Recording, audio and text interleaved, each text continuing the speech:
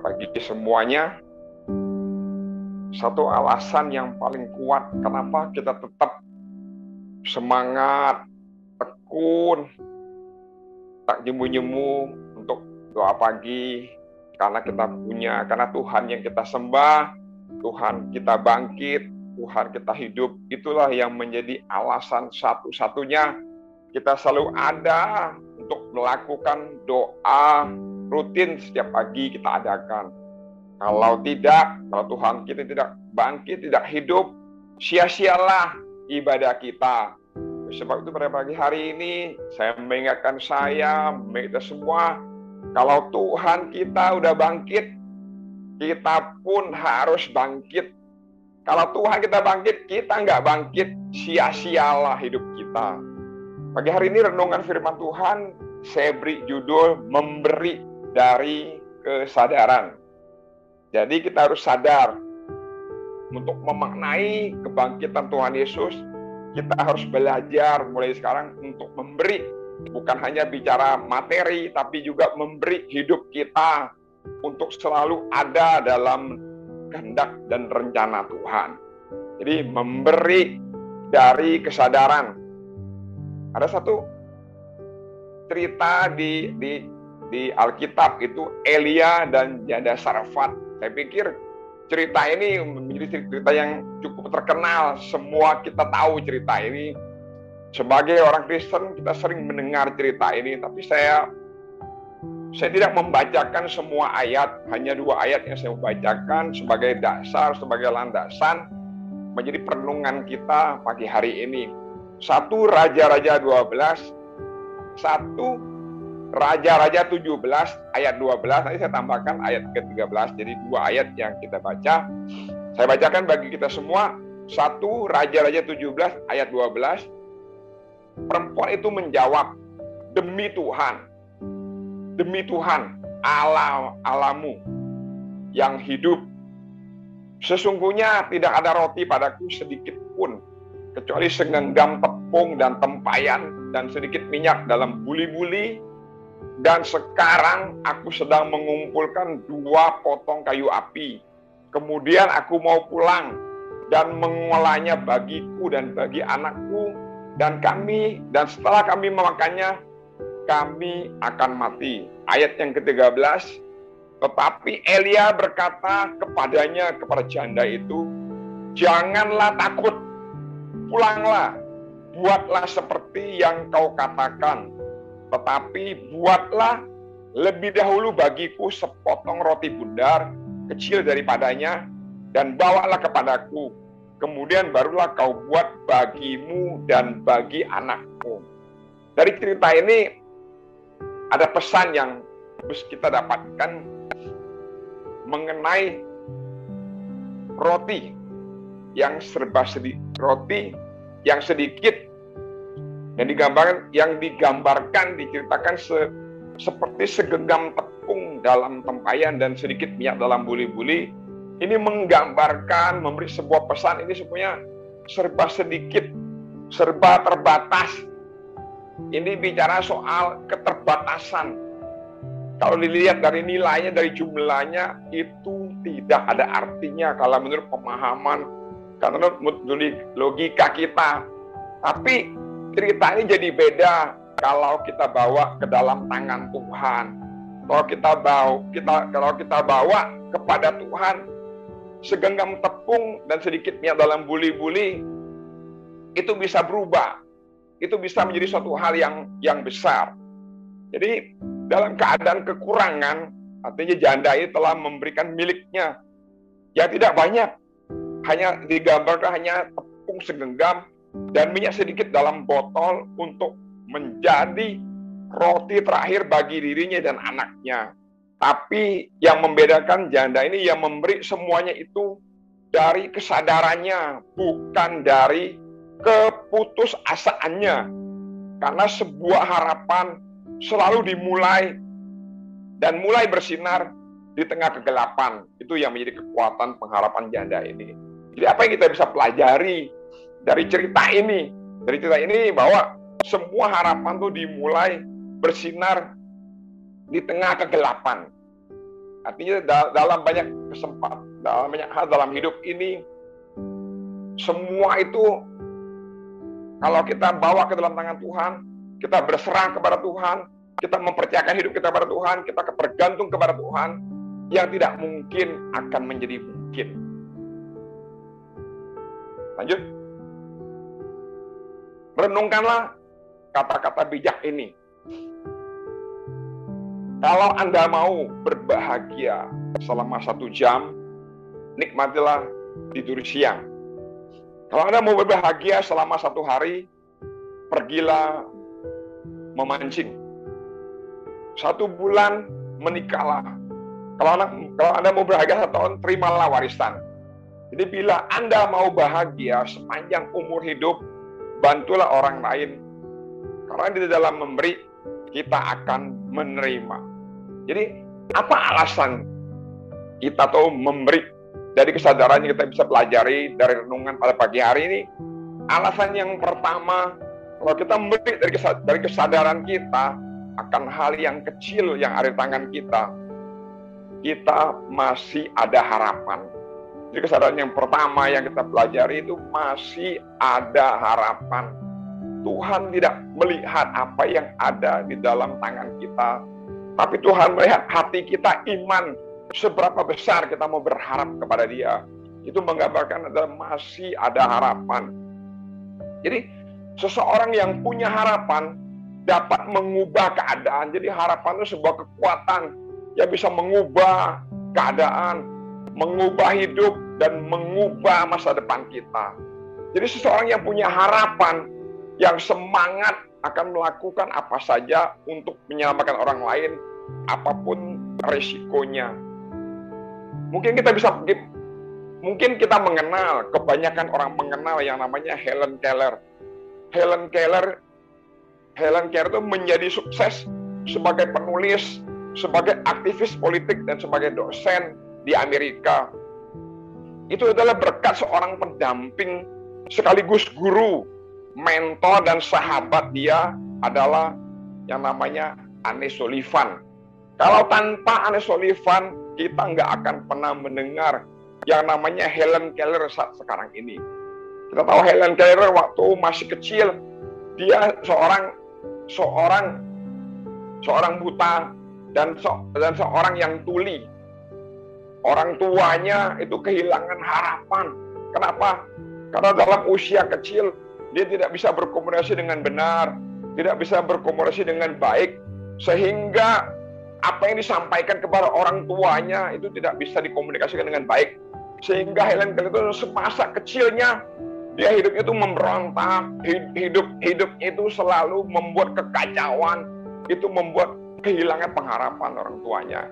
Tapi dari pengalaman Anne Sullivan ini, karena dia juga mengalami hal yang sama dalam hidupnya, dia mengalami hal yang sama dalam hidupnya, dia juga pernah mengalami hal yang sama seperti Helen Keller pada waktu kecil, tapi dia mendapatkan dari seorang perawat yang merawat dengan penuh cinta, dengan penuh dorongan, dengan penuh kasih. Itu yang mengubahkan Anne Sullivan.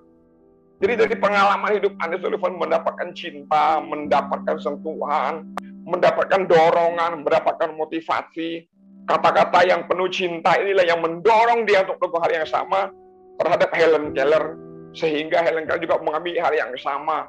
Ketika kehadiran seorang Anne Sullivan itu membuat kehidupan Helen Keller menjadi seorang pribadi yang penuh harapan. Tadi dia tuh udah harapannya udah pupus. Harapannya udah hilang, udah nggak punya harapan, udah hopeless. Tapi begitu mendapat seorang pendamping sekaligus guru, mentor, dan sahabat yang namanya Anne Sullivan, sehingga kehidupan Helen berubah 180 derajat. Demikian juga dalam kehidupan kita, apapun kita alami dalam hidup ini, masih punya harapan. Kalau kita bawa hidup kita, masalah kita, pergumulan kita, apapun itu namanya, di dalam tangan Tuhan.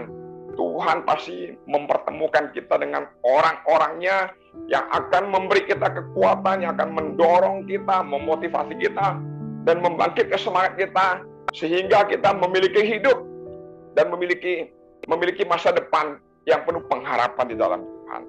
Jadi poin yang pertama, alasan kita memberi dari kesadaran. Kalau bukan karena Annie Sullivan, nama Helen Keller akan tetap dikenal. Namun bila bukan karena seorang perawat yang ramah, penuh dedikasi, nama Annie Sullivan akan dikenal. Jadi seseorang yang punya harapan dapat mengubah keadaan, mengubah hidup, dan mengubah masa depan. Seseorang yang punya harapan akan melakukan apa saja yang menyelamatkan orang lain, apapun risikonya. Itulah yang dilakukan oleh Janda di Sarfat. Dia sudah tidak punya apa-apa, tidak punya apa-apa lagi selain tepung segenggam dan sedikit minyak dalam botol. Ia rela mempertaruhkan semuanya itu karena melihat ada sebuah harapan bagi diri dan anaknya untuk bertahan dari kekeringan yang sedang melanda negerinya pada waktu itu. Jadi dalam hidup ini ada pepatah, ada sebuah ungkapan yang kata-kata bijak yang bertulis, banyak hal-hal besar di dunia ini dicapai oleh orang yang lelah dan lesu, tetapi mereka terus bekerja. Jangan dari Sarfat itu telah letih dan lesu bekerja di tengah kekeringan untuk bertahan hidup. Dan ia masih mau melakukan hal itu untuk Elia karena ada harapan yang terbersit dalam kegelapan dan terjadilah mujizat. Jadi apakah Anda sudah jemu dalam menjalani hidup yang penuh dengan pergumulan? Belajarlah memberi di tengah kekurangan, karena sebuah mujizat dapat terjadi bila kita masih memiliki harapan. Itu poin yang pertama kita bisa pelajari dari Janda di Sarfat. Yang kedua, kita memberi dari kesadaran, yaitu masih ada masa depan. Kalau Anda ingin mengalami mujizat dalam kehidupan, Anda harus menyadari adanya sebuah masa depan yang harus Anda perjuangkan berapapun harganya. Jadi, kalau bagi Bapak Ibu kita yang suka dengan olahraga, kita akan mengenal yang namanya pribadi seorang atlet triathlon, yaitu namanya Brian Boyle. Brian Boyle itu adalah atlet triathlon. Itu olahraga yang 3 kategori yang selalu dipertandingkan, yaitu lari, habis lari dia renang, dan balap sepeda. Itu 3 kategori yang selalu dipertandingkan. Brian Boyle adalah seorang atlet itu, tapi naas di umur 18 tahun dia mengalami tabrakan, sehingga apa yang dia alami secara manusia mungkin pupus harapannya. Karena tabrakan itu membuat dia harus 2 bulan, selama 2 bulan dia ada di ruang ICU. Banyak hal yang tidak bisa dikerjakan karena dia mengalami kelumpuhan. Mengalami kelumpuhan, dan menurut dokter secara medis tidak bisa disembuhkan. Ini tidak mungkin secara medis Brian Boyle ini bisa disembuhkan. Tapi apa yang terjadi? Semua itu sirna. Karena apa?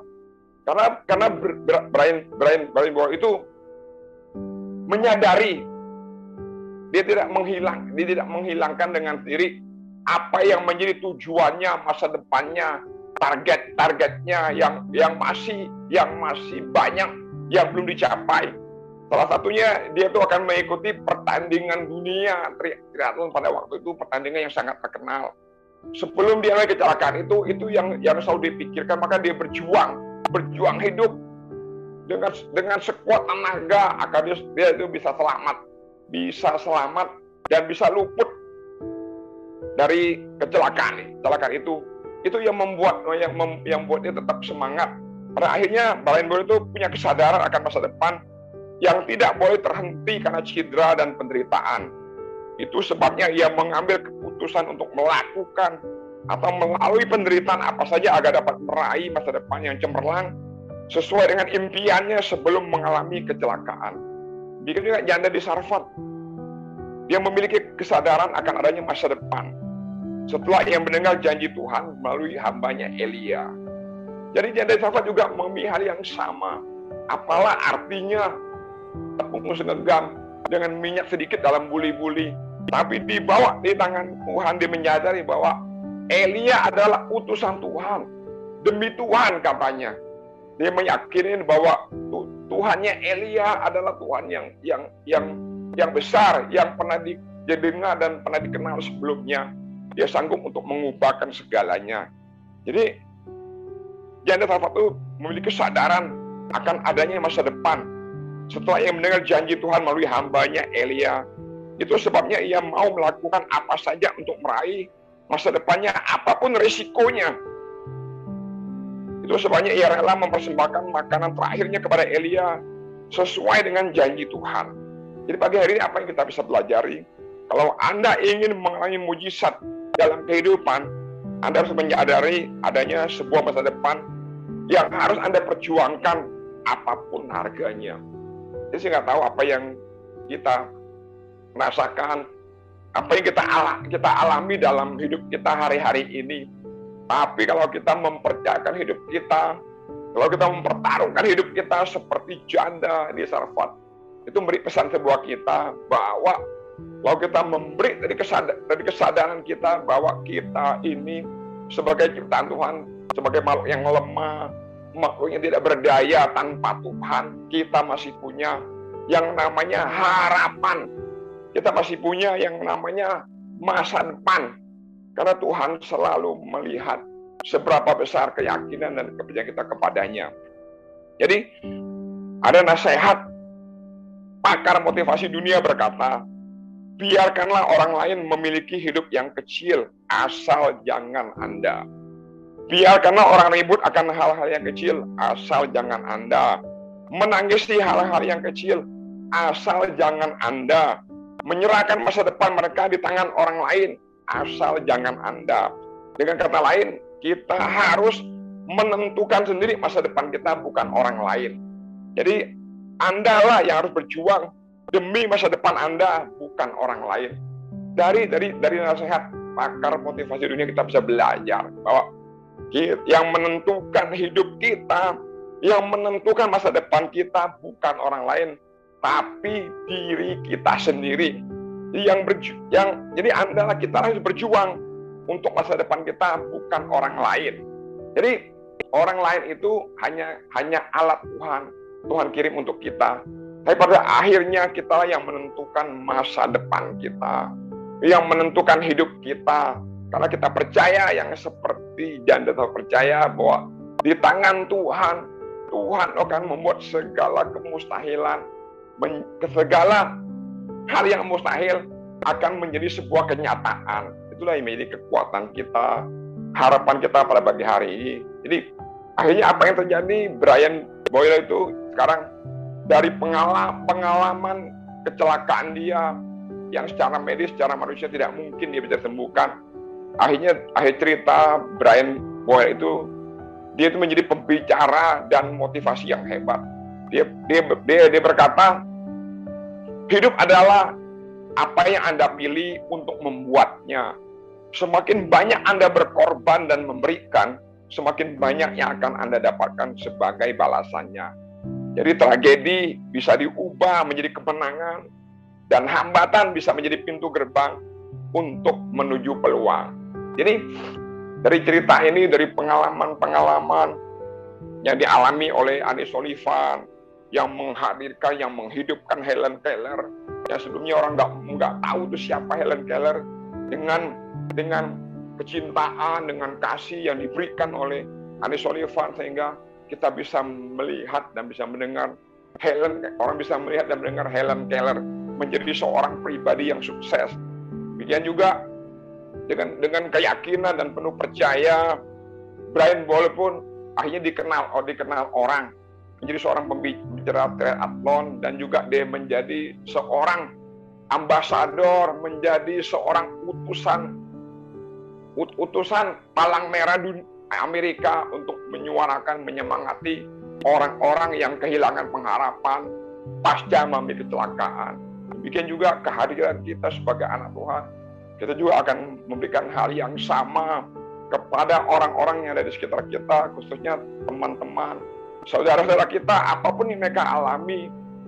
Mari kita memotivasi mereka, memberi dari kesadaran apa yang kita punya, agar orang yang kita layani, mereka tetap memiliki harapan, dan mereka tetap memiliki masa depan. Ini firman Tuhan yang mengingatkan kita pagi hari ini, biarlah kita ada dan ambil bagian dalamnya. Itulah makna dari kebangkitan Tuhan Yesus bagi kita semua. Amin. Tuhan Yesus memberkati.